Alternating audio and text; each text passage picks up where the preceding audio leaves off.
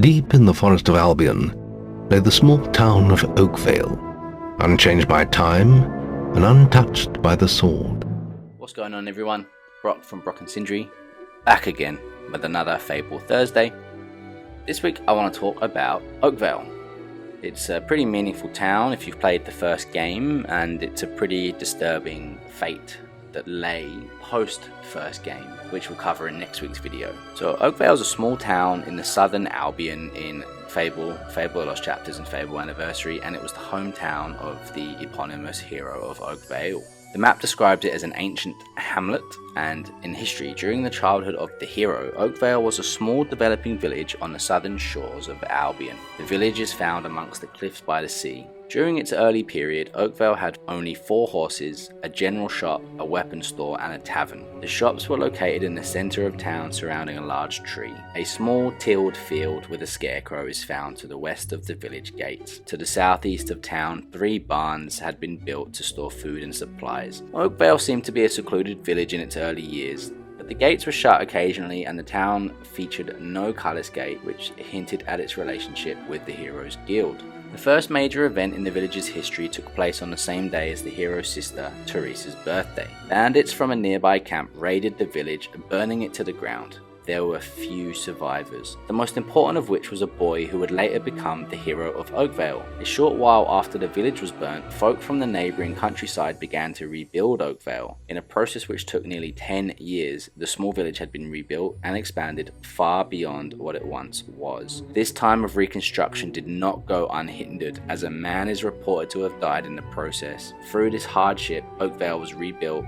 and the village thrived once again. As related in the tales of Albion, Oakvale continued to play a role in the shaping of Albion's history even after the death of Jack of Blades. It was in Oakvale where the first stirrings of anti-hero behaviour were formed, demonstrated by the animosity some of the villagers displayed to the unknown narrator. Oakvale is a seaside town with a dock and a few houses on a rise. The pier, like the town, is guarded and you are not allowed to unsheath weapons inside it, much like any other town. Early in the hero's time in Oakvale, he comes into contact with a little girl who he helped find her teddy bear at the beginning of the game, known as Rosie. Somewhere outside the gate there is a small sign that commemorates a villager that died in an accident while the town was getting rebuilt. The town also has a gate that is guarded, though by sea it is an idyllic farming community. A unique element of the town is the infamous chicken kicking competition. Here are some of the laws of Oakvale. So the common laws of Albion do apply. Homosexuality, same-sex marriage and polygamy are universally legal and widely accepted. Extramarital affairs, however, are taboo and the source of much contention among married couples. There is also a law that does not allow you to enter a town with unsheathed weapons, as you are deemed a threat and a hazard. Obviously,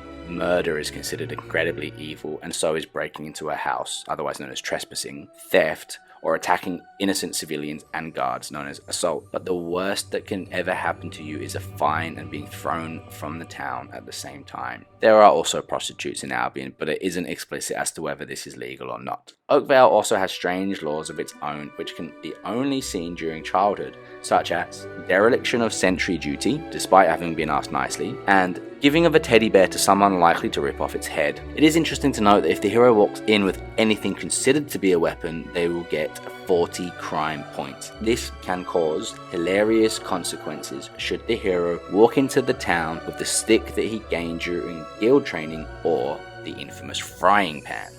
Buildings. Excluding the small shack by the chicken kicking game, there are 14 buildings the hero can enter, and if the conditions are right, purchase for a grand total of 170,000 gold, not including marital home upgrades, and 181,000 gold, including the marital home upgrades. Marital home. It's a cozy house which features a single bed and was built on the same spot as the hero's childhood dwelling. Costs 5,000 gold, has 3 upgrades at 2,500, 3,500 and then 5,000 gold, respectively. The Westernmost House in Oakvale is a medium-sized 2-story house featuring a ramp up to the entrance. On the top floor, 3 beds can be found. It costs 7,000 gold and the total rent is 1,050 gold. Items can be found: the Trials of Arcan on the northern bookshelf upstairs, dark lower dress in the wardrobe upstairs, and short hair on the southern bookshelf upstairs. A single-story home known as the Western House, featuring 3 beds, can be bought for 6,000 gold and rented in total for 900 gold. It also contains the items Will Potion in the dresser and youngster-style haircut on the bookshelf.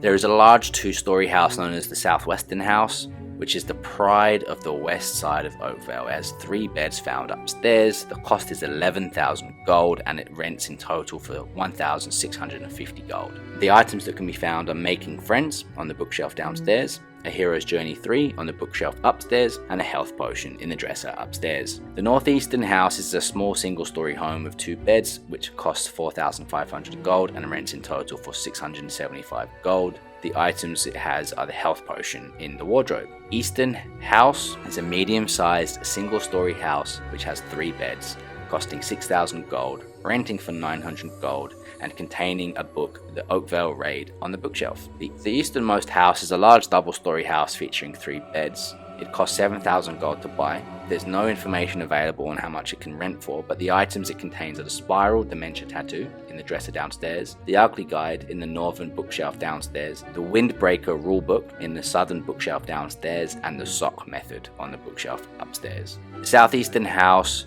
is a small single-story house featuring 2 beds, costing 4,500 gold and renting for 675 gold. The items it contains are the Will Potion in the dresser, dark upper dress in the wardrobe. There's a general shop costing 31,000 gold, a weapon shop costing 34,000 gold, a tavern whose owner is Fisher and the price is 36,000 gold, the southern barn, which costs 6,000 gold, totally rents for 900 gold. Southeastern barn price is 6,000 gold and the total rent is 900 gold. The eastern barn price is 6,000 gold and rents for 900 gold. Some things to note: there's 2 shops, 1 tavern, 1 marital home, 10 other normal houses, the chicken kicking competition, a fist fighters gang near the barns behind the tavern. It's known as the place where it all starts, and it is possible to glitch into the farm where Teresa played in the first quest. If you kill 1,019 guards, white Balverines start to take their place. Wouldn't recommend trying this, as it'll take about 6 hours before they start spawning, and to keep track of how many guards you killed without going into the menu, your fine should be around 2,028,000 gold minimum before they start spawning. Now in Fable 2, which is 500 years after the events of Fable, Oakvale was officially destroyed and taken over by the Shadow Court. 200 years before the events of Fable 2, a young Oakvale villager sold his soul for eternal youth. The Shadow Court killed everyone within the Oakvale region as payment for the young man's request. The boy lost everyone he loved in exchange for his immortality. With Oakvale now vacant, the nearby marshes engulfed the remnants of the village. The vegetation became overgrown and deadly creatures such as banshees, balverines, hollow men, and trolls began dwelling in this area. The Shadow Court now resides in a massive well made out of tombs. Each year, the young man that caused this devastation must send a new sacrifice to the Shadow Court's judges. This young man is later known to be Reaver, the hero of skill and the pirate king of Bloodstone. Oakvale and Barrowfields eventually become nothing but a bitter memory. The region was later titled Wraithmarsh and became far too dangerous for anyone to live or even visit there. The port town of Bloodstone is isolated from the rest of Albion due to Wraithmarsh and the ocean surrounding it. Bloodstone is now what used to be Twin Blades Bandit Camp. The Oakvale Arch Bridge is still visible in Wraithmarsh, but it is slightly condemned and choked by vines. Deep within the marshes, one can find a set of graves that are still eligible to read. There is a grave for the hero of Oakvale's father Brom, an unknown trader, a victim of the massacre, and the teddy bear Rosie. Twin Blade's tomb can be found at the end of Wraithmarsh, near to Bloodstone. And in Fable 2, See the Future DLC, the hero may purchase a cursed snow globe from Murgo the trader. The hero becomes tasked to fix the curse upon the town within the snow globe. Upon using the object, the hero transported to a previous version of Oakvale before it was destroyed. Oakvale is under attack by coloured shadows and has stolen the colour from the town itself.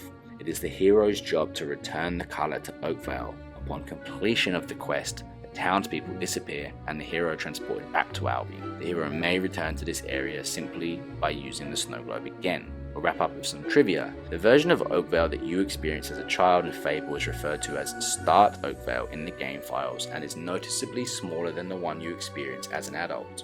Other names used for the map in the game files of Fable the Lost Chapters are Oak Bay and Sunnyvale, and could have been intended as earlier names for Oakvale. Interestingly, that trivia point on the smaller version of Oakvale is actually the original version of Oakvale in the original Fable. It's only in TLC and Anniversary that the extended with the chicken kicking and the whole graveyard thing down the other side actually becomes a thing. It never existed in the original Fable. Well, that about wraps it up for Oakvale. If there's anything that I've missed out, let me know in the comments, and I look forward to seeing you in the next Fable Thursday. Welcome, sir, welcome. Might you be interested in a fine new sport? I call it chicken kicking. Invented it myself. All you gotta do is step into the ring and kick the feathery vermin into the scoring area. Ho, it's easy. Now, my eyesight ain't what it used to be, but I can usually make out where they land. Wanna give it a try?